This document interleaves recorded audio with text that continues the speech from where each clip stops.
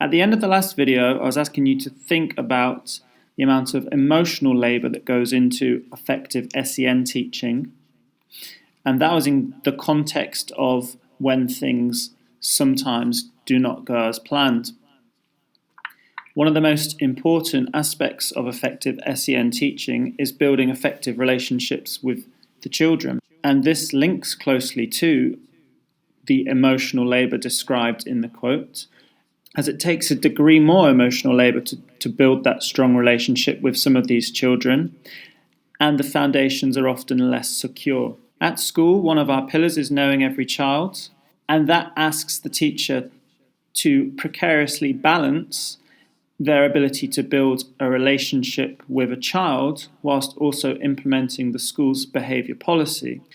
How is it possible to build a strong relationship with a child who you consistently have to set sanctions for?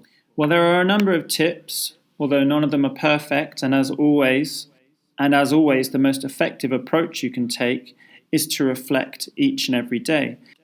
And in terms of each and every day, having a clean slate is absolutely essential. Often we say that teachers of children, and particularly teachers of SEN classes, often the teachers of classes where there are SEN children present, children with SEMH, need to provide that emotional, balanced response, not merely for themselves, but also on behalf of the children. So having a clean slate every day, regardless of whether the children are 11, 16 or 18-year-olds, is absolutely essential to all effective teaching. Clearly, building relationships will be more successful if you have a passion in common with the SEN children, but also demonstrating your enthusiasm for your subject can be infectious and help to secure those strong relationships. Sometimes, whilst the children may be doing the wrong thing by talking about something other than the learning that's happening in your lesson, you may overhear them having conversations about their interests or their weekend, their plans, and retaining those little snippets that you do capture, even if they've been granted to you at the wrong time, can help you to build stronger bonds with the children.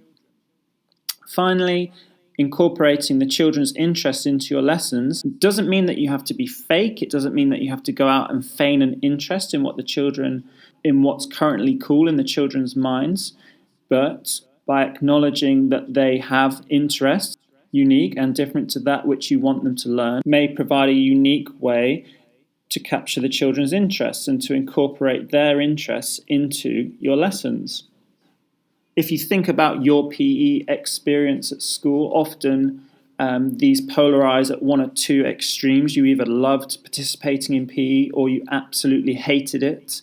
For a minute, picture yourself as a hater of PE. PE teachers can provide fantastic demonstrations, often subconsciously, of how to build relationships with the children that they teach, because PE teachers uniquely are required in some aspects to cause the children to experience pain. The pain of their lungs lacking oxygen, the aches from a bad tackle, the soreness of their muscles.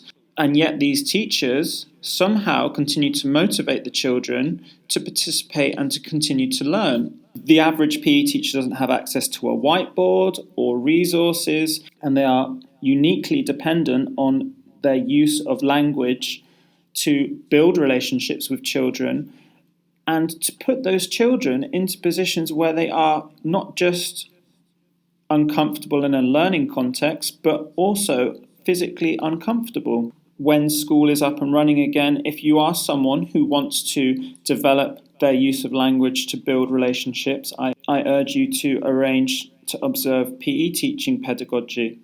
You'll be pleased to know this is the final video in the initial run of SEND training videos that I've created, and there is no food for thought quote this week, but you'll see on screen now a document I've entitled The Golden Ticket. This year I'll be working collaboratively with a number of colleagues to try and capture the essence of each of these SEN strategies so that we have a really good, solid bank of video evidence, not only of effective teaching, but of effective approaches for working with different children with SEND.